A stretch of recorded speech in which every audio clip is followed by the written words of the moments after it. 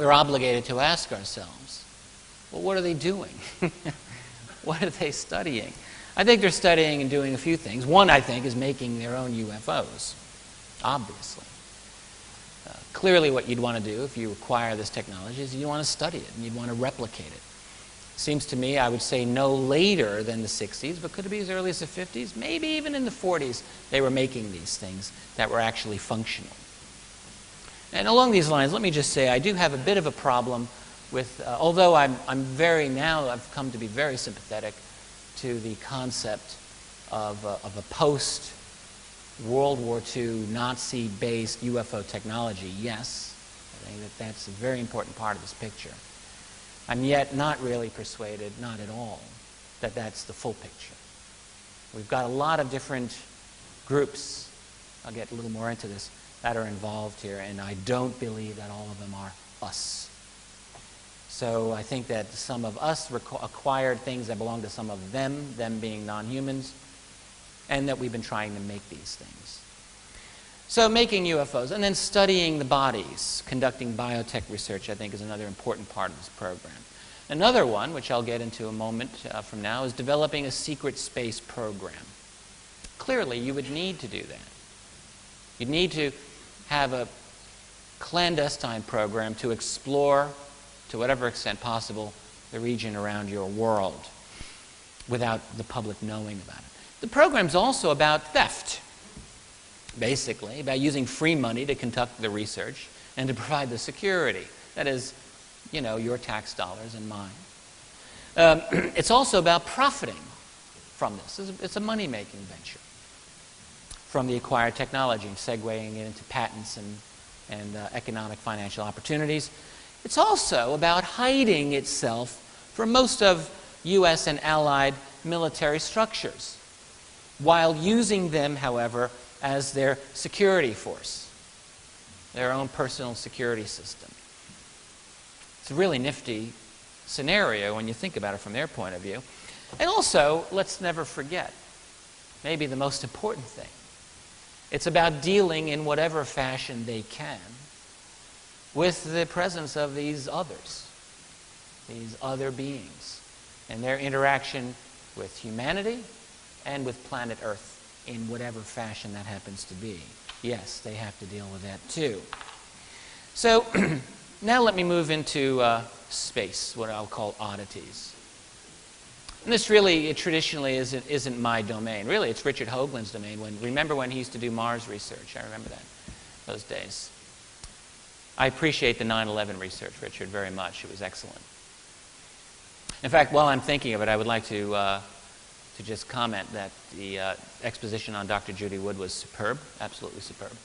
And I really appreciated the discussion on torsion physics, something that I'm sure many of us have heard of, but really something that was not as clear to me as it was at the end of that lecture. Now, when I deal with space, I actually feel very constrained because I'm really not the expert here. Richard is the expert. But I don't need to be the expert for what I'm trying to say here. All right? So what I want to do is discuss what I think is very good evidence for the fact that there are things beyond the atmosphere of this planet that are not supposed to be, and that their very existence would demand the creation of a secret space program, if nothing else than to investigate. Okay? So let's look at that. Now this is a video clip. Let me make sure that I've got the sound on. I do. Some of you are very familiar with this. This is only 2 minutes. It's worth our time. This is the testimony of a former U.S. Air Force Sergeant, Carl Wolf, and this is from the, I guess let's call it the legendary Disclosure Conference organized by Dr. Stephen Greer back in May 2001. Heck of an event, I have to say. I wish I were there. I was a brand newbie in the UFO field at that time, following this avidly, and listen to what Carl Wolf says about the moon. Oh, wait. Hold on. Do we have audio for this? We do not? Oh, I'll put it to my mic, yeah. Awesome. Crank it up. My name is Carl Wolf, and I was a precision electronics photographic repairman with a top secret crypto clearance in the United States Air Force. I was stationed at Langley Air Force Base in Virginia. In 1965, in mid-1965, I was loaned to the Lunar Orbiter Project at NASA on Langley Field. Dr. Colley was in charge of that project. They had problems with a piece of electronic equipment that was bottlenecking their production of photographs. I went to the facility, and when I walked into the facility, there were scientists from all over the world. I was stunned, actually, to see people at a NASA project from all over the world. It didn't make any sense to me initially. I was taken into the laboratory where the equipment was malfunctioning. I couldn't repair it in the dark. I asked to have it removed. Airman second class was in the dark room at that time. I was also an airman second class. I was interested in how the whole process functioned, how the data got from the lunar orbiter to the laboratory. I asked the young man if he described the process to me. He did. About 30 minutes into the process, he said to me, in a very distressed way, by the way, we've discovered a base on the backside of the moon. And then he proceeded to put photographs down in front of me, and clearly in these photographs were structures, mushroom-shaped buildings, spherical buildings, and towers. And at that point, I was very concerned because I knew we were working on compartmentalized security. He had breached security, and I was actually frightened at that moment, and I did not question him any further. And a few moments later, someone did come into the room. I worked there for 3 more days, and I remember going home and naively thinking, I can't wait to hear about this on the evening news. And here it is, more than 30 years later, and I hope we hear about it tonight. And I will testify under oath before Congress. Yeah, pretty neat.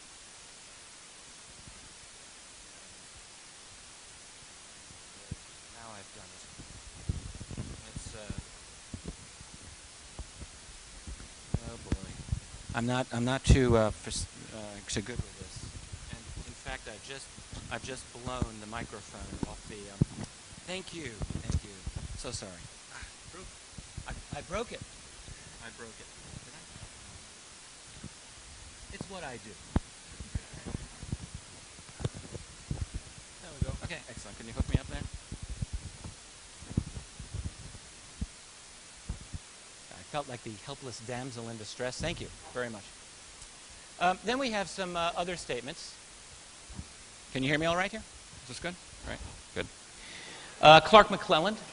I've spoken with Clark a number of times also. He had many, many years working at Cape Canaveral and Kennedy Space Center. This is a statement he put on abovetopsecret.com. If you go to ATS, I visit it pretty frequently. He just writes here, I worked at Cape Canaveral and the Kennedy Space Center from 1958 to 1992. There are many mysteries that have been discovered during the years that we have been exploring the moon, sun, and planets. The former CEO of Lockheed Skunk Works was visiting the Cape many years ago. I asked him a question. This is Ben Rich.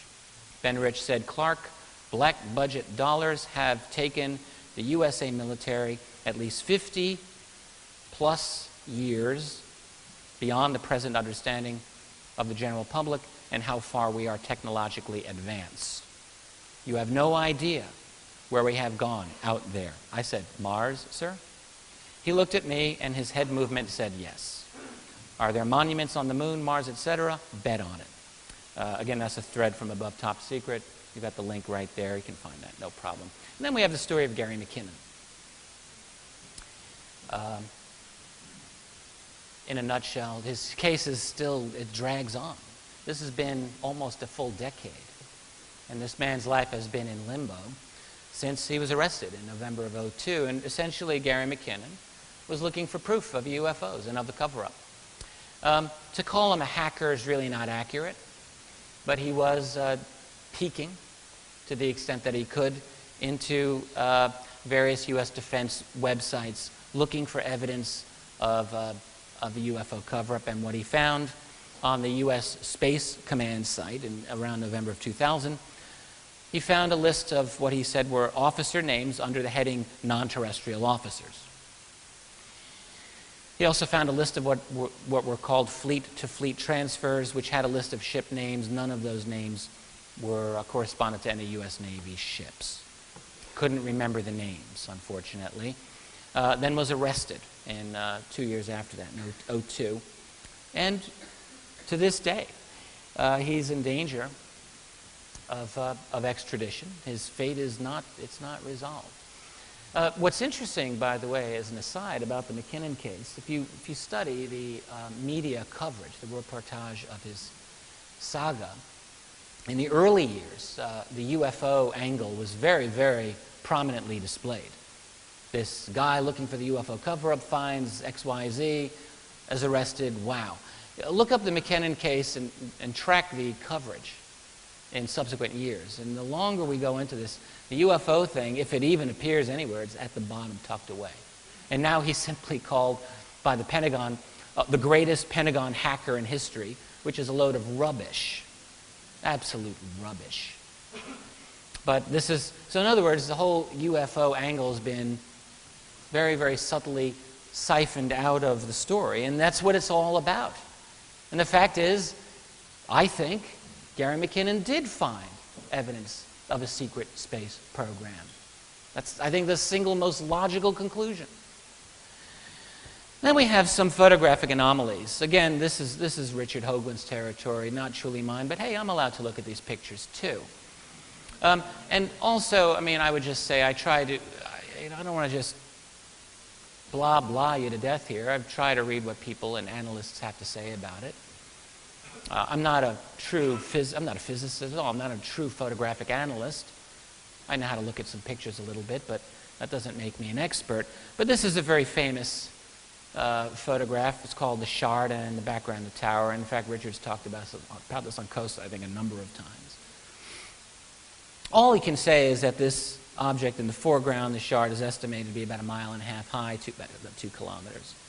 And the blur, or the tower behind it, about 7 miles, 10 kilometers or more high. I would say that this qualifies as pretty darn interesting indeed. I would like for there to be follow-up confirming evidence from other photographic sources, and maybe they exist. I'm not aware of them. Nonetheless, they're interesting. They're very interesting. And if I were running a clandestine program, I could bet you that I would be very interested in following up with covert missions to look into that. Absolutely I would. Absolutely I would. And there are these other things. Again, this is one that John Lear, again, chatted. I was talking with Richard, I think, about this the other day. I think I was talking with Richard about this. The evidence that John Lear is convinced looks like strip mining on the moon. I have to say the photograph does look something like strip mining. I wouldn't say it's going on today. I don't. If you compare it with photographs of actual strip mining operations, like, say, this one, this is a lot more involved. I think I'm not really convinced that that is a strip mining operation, but it does, have a kind of at least superficial similarity, and you could say this is worthy of a follow-up investigation. And once again, if I were gifted with such exotic technology that allowed me to go off-world, yes, I would absolutely be looking into that. I would find that to be of enough interest to justify it. And then we have the monolith on Phobos. There's a picture of Phobos, the irregular moon of Mars, one of them. Only recently discovered, as far as I know. It's fascinating to me. I mean, absolutely. I mean, look at that. That's a monolith to your top right. That thing is shaved off. It looks pretty darn squared off to me. That does not look like a natural object. Not at all. When Buzz Aldrin talked about it, you got to wonder what's inside the Buzz Aldrin's head. I'm sure all of us in this room would love to have an open, honest, quiet conversation with this man. Because he seems to be making these various statements that just are right out there. About being followed on the way to the moon. Well, that's pretty darn interesting. And then he makes a comment on this. But of course, every time he makes a statement, then he runs away from it. Edgar Mitchell, incidentally, I mentioned his statements previously about his high-level connections relating to ET bodies and technology. He also, I have to say, has really run away from those statements. And he made several of them very explicit But now you get Edgar Mitchell to talk about this, and he's a little, much more, he holds back. And he offers his opinion and much more nebulous statements about the reality of this all and how he's convinced that it's real. But he doesn't talk the way he used to. He doesn't make these statements. Same with Buzz Aldrin. So the Phobos monolith, good God, that's a fascinating thing. And I would say at this point, I don't know how else to characterize that except as an evidence of artificiality. That's my own non-scientific opinion. And then, of course, we have Mars. And I am in no way going to give you an extended discourse on this, except that I would say that I also feel that what we have is you've got formations that do not look natural. Not to Mr. Hoagland, not to a lot of other scientists, and certainly not to myself. And so whether they're ancient, which I would suspect they are, or whether they're more recent, whatever, that's a secondary issue in my opinion. The bottom line is that these look darn strange, and they don't look to me like they're supposed to be there. So again, you have evidence of at least a strong motivation for us to break away civilization, to go off-world and investigate. Is it like in Kubrick's movie 2001: Space Odyssey, where you've got the monolith on the moon? Is it something that going there we would discover some great secret? Well, yeah, maybe. You wouldn't want the world to know about it, though, because, well, there goes your secrecy. The whole thing comes unglued. And again, I'll be coming back to that in a moment. Now I'd like to talk a little bit about a guy who I really think has not gotten enough attention that I feel he deserves. Jeff Challenger, he's no longer alive. He died in October 2007. I met Jeff one time. He lived in Sacramento, California. As you'll see in this news article story about him, he was paralyzed. He had a spinal injury, and so spent really his adult life lying prone, and he devoted himself to downloading NASA links of NASA missions, and also those of the European Space Agency and Russia toward the end there, and just looking at them and studying them and looking for strange things. And guess what? He found a lot of strange things. Other people have done this, but Jeff did a lot of work on it. As a personal note, I will just tell you this very odd story. It's totally true. Now, I'd been familiar with Jeff's work for some time. His website was called Project Prove. And I don't remember exactly when I became acquainted with him, around maybe 03, 04. And I was a fan right from the get-go. But in the fall of 07, I don't really know why, but I became absolutely obsessed by this man's website. I was telling everyone, you've got to look at Challenger's site. This is an amazing site. It's great. ProjectProve.com. Go there, go there, go there. I was talking about his work at various conferences. I was really talking Jeff up. And in early October 07, I was in France. I was talking to some people there about Jeff. I said, this guy has got some amazing stuff. And on a whim, I thought, I really want to do a download of his entire site. So I did a rip of his site on a super slow internet connection. It took hours. But I did it. I did the whole site. And the next day, I got an email that told me Jeff Challenger had died. And I thought, wow, what are the odds? I will go to my dying day convinced that there is something very, very unconventional happening in terms of our reality that had me focusing on that man at that time. I don't know what it was, but I was absolutely, utterly obsessed with his work. And then he died, and I had his website. And shortly after that, his website went offline, and it was gone forever. I happened to have, as far as I can tell, in the public domain, the only copy of his site, and I asked his widow permission a little while after that if I could put his site up attached to my own, and I now have it up there.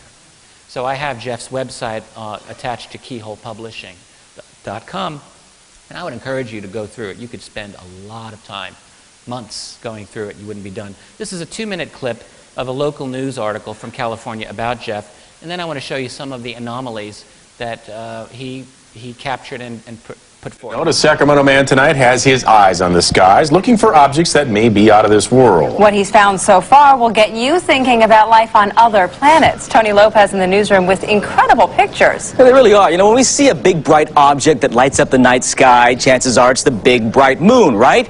But what if that object is moving? And what if that object can't be explained? Almost a blur. Went under the plane and pulled out in front. Don't call the guy with a pack of cigs and a battery crazy or lazy. A spinal injury means Jeff Challenger spends most of his time in bed. What he sees from his perch is out of this world. Like, well, that looks good. Jeff records and studies images from the NASA television channel. Most of it's been uneventful. Most of it. Ran across something that just, whoa, what was that? That was this, the bright object ripping through space. And I ran the tape back a little bit. Watched it again, I watched it again, and I'm hollering on the hall, "Hey, honey, you gotta come see this." The object caught on tape did not come from, say, the camcorder of a UFO enthusiast, but from NASA during the Shuttle Atlantis mission in September of 2000. Since 1999, Jeff figures he's seen at least 100 of what he calls anomalous events, a fancy way of saying UFOs. Here's another one, recorded during the recent Discovery mission, and yet another. They're not an ice chip, they're not a piece of debris, it's not the moon, it's not a star, not another spacecraft, not a satellite. This is what a real ice chip looks like, Jeff claims. Not nearly as bright as the unidentified object, and you can see the ice chip turn. Tonight you can hear the critics. He wants it clear, though. He just spots anomalies in space. It's not time, he says, to welcome the little green men, but he will keep looking out for anything that can't be explained. From one mission to another, you never know what you're going to find. So Jeff Challenger, who died October 4th, 2007. What I'd like to do is show you a couple of, oh man, I did it again. We're good, we've got it going on here. I shouldn't be allowed to touch, there we go, okay, good. So this was the clip that they just showed, and again, I'll just let you see it a little bit better on a big screen. This is from 1999, STS-96, June 3rd, and you can see in a moment this pulsing bright object going, woo, there it goes, and pulsing very regularly, and there's the ice chip. So very interesting indeed. This is a clip from the same mission, same day, over Florida. This goes for about a minute. Now, you're going to see a lot of thunderstorms in the center. This is very common. People who've never seen this before think, oh my God, there's a war going on. It's thunderstorms. They're happening all over the world. But what you want to look at are these objects on your top right, moving very oddly. And then he's got highlighted a number of other oddities in Earth orbit, and these are all, of course, looking down at Earth from the space shuttle. The guy running the, determining who sees what on the NASA TV is called the IMCO, and that person can control, if they think it gets a little too crazy, often they'll black it out like this, but then they, you know, lighten it up. One thing Jeff pointed out is that on the NASA station, there's a tremendous amount of what seemed to be intentional interference to degrade the quality of the video. And I think he made some sense on that. There are these two objects and others. Some of them are hard to see, and the resolution here isn't quite the best. But you can see that there are things moving around that beg an explanation. And this one's almost done.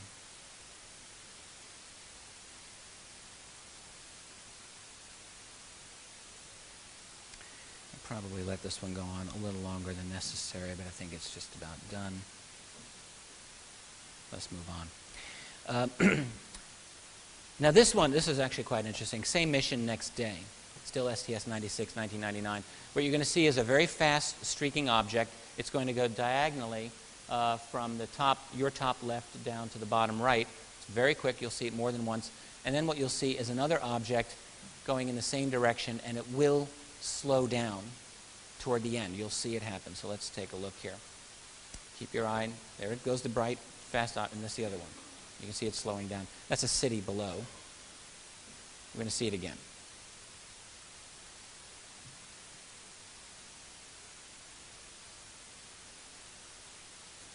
That object slowed down. Here it is again at reduced speed.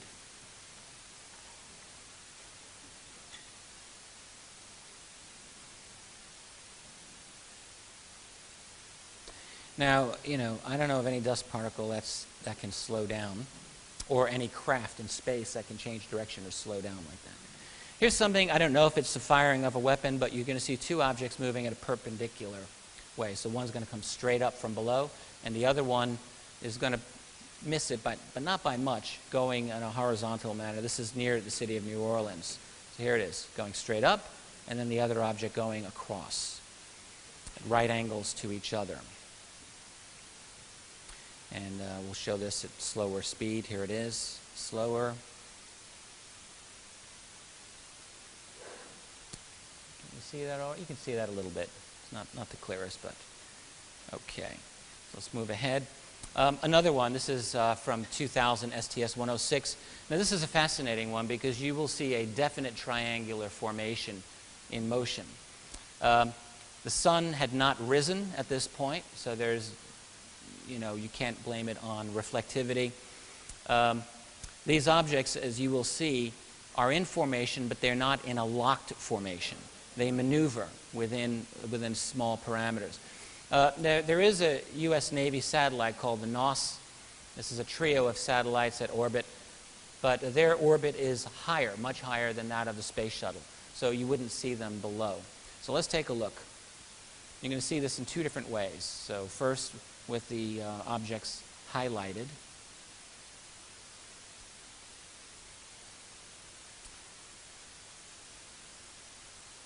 And you can see also how they sort of maneuver slightly within their circle.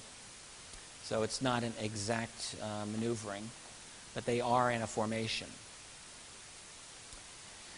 And now I'm going to show you, this is 50% speeded up without any highlighting, but now that you know what to look for, I bet you that you'll have an easy time seeing this, even though it's faster. Here it goes. There they are. I'll do it again for you so you can see. It's kind of in double time. So here it is again. The top one seems to be flashing a little bit more. But they're definitely in motion. There's 4 of them, but they're in a kind of a triangular pattern. What are these? Well, we'll talk about that in a minute. And here's another one. Same mission, STS-106, September 2000. This is over the city of Chicago. Now here, this is fascinating, because this is going to, you have an audio clip of the NASA commentator. And he is absolutely at a loss of how to describe that bright thing in the center. That's what you're going to be looking at. And it's actually pretty humorous. So here we go. Atlantis is approaching sunrise as it approaches the Great Lakes area.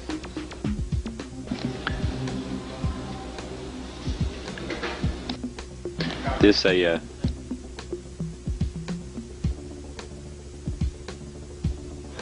a view of Chicago, and also some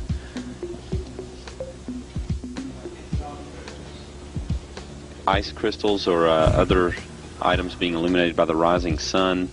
Atlantis moving into sunrise in just about the next minute or so.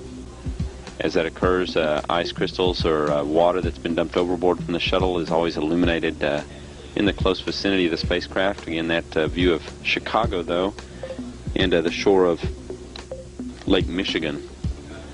Yeah, let's talk about Chicago. Isn't that awesome from this space?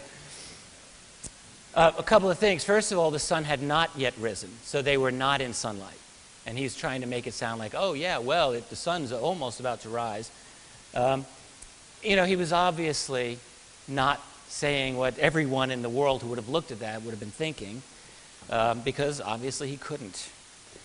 He couldn't. Now, this is actually the zoom of the same object, so you can just take another look at it. Pulsing with quite interesting regularity. And it also appears to me, anyway, that the lens is still, here we go, keeping on to it. It's moving. Zooming in. And that's the end of it. I have 5 minutes. Really? Uh-oh. Really? All right. I'll do my best. This is an object doing a U-turn. This is my last of the space clips. I'll show it again. Just take a look. Kind of nifty. Now here's an enhanced version of the same clip, and you can see it actually maneuvering as it goes back and forth. What is that? That's from 2005, STS, I believe, 114. So, in other words, what we have is, I think, not a bad case at all for some space anomalies. And again, as I've been saying, a very strong case for a secret space program. So what is the ultimate scenario that I'm envisioning? It's very similar, actually, to what Richard Hoagland was saying in his talk just previous. I think what we have is maybe a not-so-secret Cold War going on. It's taking place in a clandestine manner, but there's something happening. My own assessment, I haven't really told you why, and maybe at another time I will, but my assessment of it is that there are multiple groups interested in us and our world. After all, I do think that we're quite fascinating. We're on a technological trajectory that's about to place us into their world, let's face it. It's only been a century since we had a non-techno society of horses and wood. Now we're into, we're into advanced computing, probably soon AI, nanotech, and the rest. Are we being quarantined? I would say the answer is probably. That's what it seems like to me. I also think, though, that there's not just one human group with one agenda that's in this breakaway civilization that I talk about. My suspicion is that we're talking about competing groups, and they compete with each other for technology and for information. So in other words, a very rich, detailed reality that is being hidden from us. But it won't be hidden forever. Why? Because rapid change in our world is the rule, not the exception. That's the French Revolution. You realize in 1787, even 88, France was in some financial trouble, sure, but who expected that within a couple of years the king and queen would have their heads removed from their bodies, the monarchy, centuries old, would be abolished and a republic declared? No one knew that. Nobody predicted that. The Russian Revolution, ditto. At the beginning of 1917, hey, the Tsar had been on a dynasty that existed for 3 centuries. The Berlin Wall, the end of communism, all of us lived through that. Happened like lightning. People don't expect these. And we have it today. You have it in Tunisia. You have it in Egypt. You have it in Libya. You have it everywhere in the Middle East now. It's not going to go away. And the fact is that just a few months earlier, who here really would have predicted it? Change, in other words, dramatic change happens fast. Change is inevitable. This is what we looked like about 300 years ago. And we had looked more or less like this. We had lived more or less like this for quite a while. But then we got science. And now look where we're at. What's our world going to look like in another 20 years? I don't think any of us can easily predict this. What new technologies, what new capabilities will we have that will enable us as a society to crack this wide open without the help of the powers that be, without the help of these other beings? Because one thing, again, I want to hearken back to what Richard said. It's been my own opinion for quite some time. The true dynamic in the equation here isn't these other beings, and it's not the power secret keepers. It is us. We are the dynamic. And that's because we are changing so rapidly. Primarily and most observably, I would say, in our technology. But our ideas, our mind is changing. And it is happening around the world. And so we're not going to look like this even in another 20 years. Think back to 20 years ago, in 1991. Our world was totally different. So when this secret is opened up, it's going to be forced out, whether it's through a new variation of WikiLeaks of the future or through new technologies that will enable us collectively to capture, record, and communicate this in some new, unforeseen way, because I think we'd be fools to say that the world of 2011 is just going to stay like this forever. Obviously it won't. When that happens, man, it's going to be a difficult week, won't it? We're going to be asking a lot of questions. Who are they? What are they? people will not be feeling too at ease, I can guarantee you. I don't think I'll be feeling at ease, and I've been waiting for this.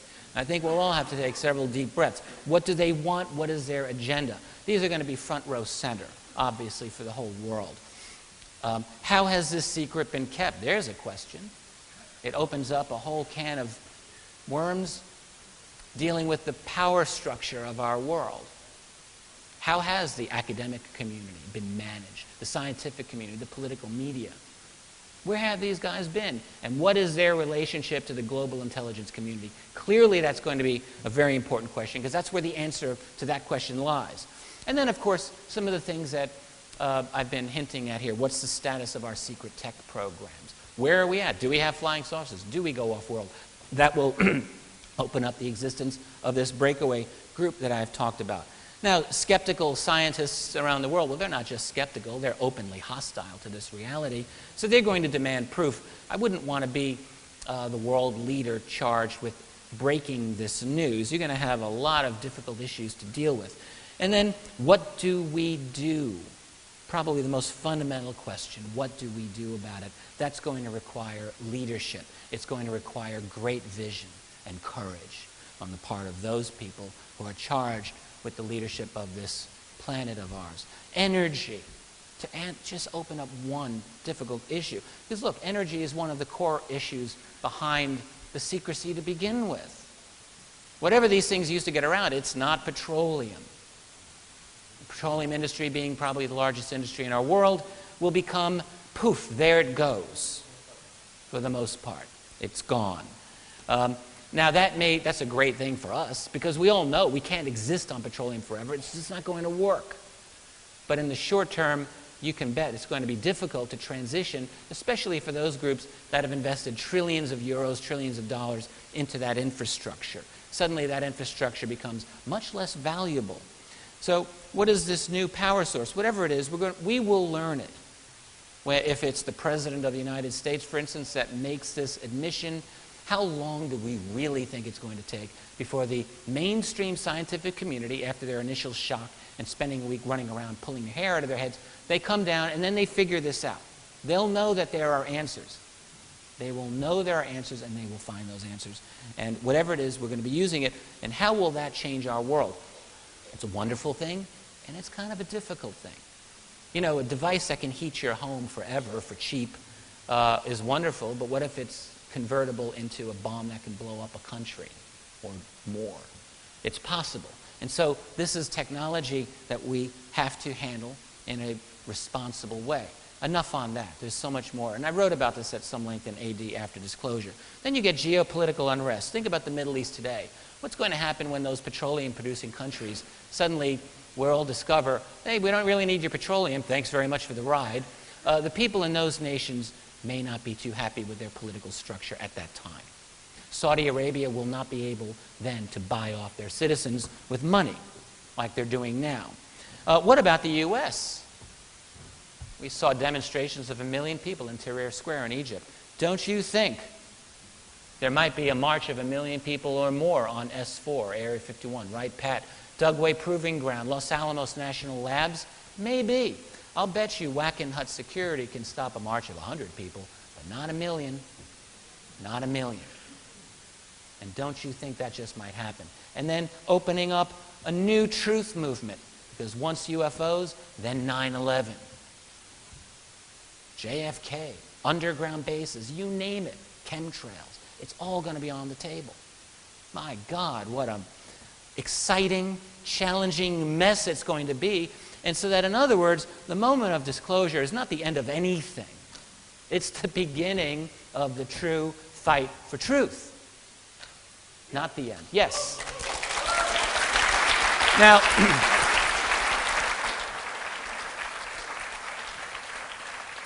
any political leader, pretend you're, I don't know, Barack Obama, and it happens next week. I don't think it's going to happen next week. And I'm not too favorable about all these predictions, by the way, that say, yeah, the disclosure is going to happen, whatever. It will happen, but it won't happen until they're absolutely pressed to the wall to do it, and they'll only do it to control spin and to try to maintain control. But you see, that's where they are in danger of failing. Because Think about it. Let's say you're the president of the U.S. or the president, head of the EU, whatever.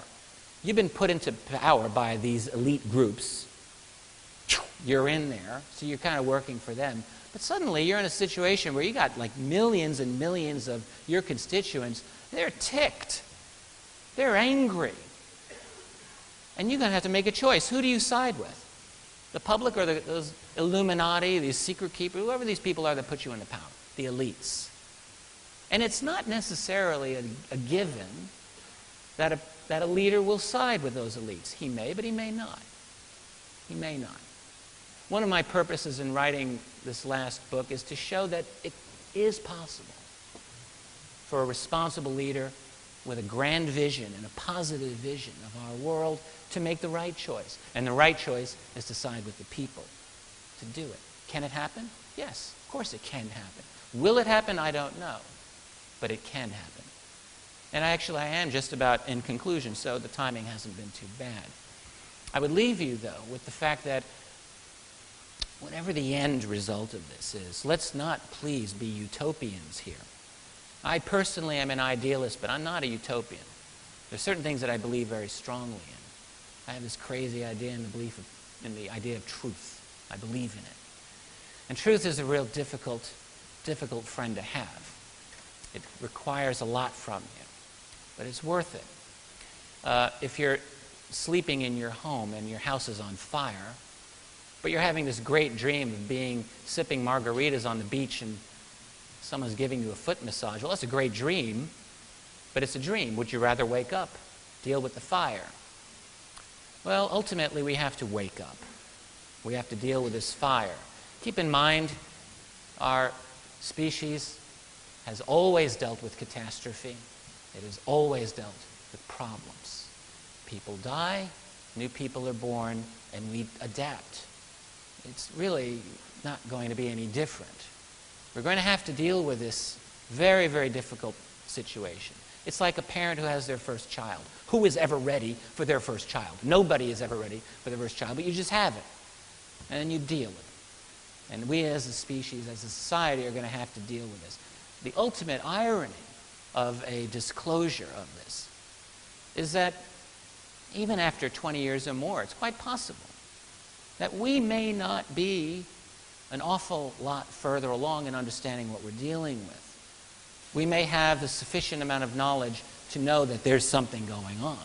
But that may be a very different thing from being able to pull all of the documents out of the classified world, being able to get these other entities, whatever they are, to interact with us in something more than the aloof fashion that they've done.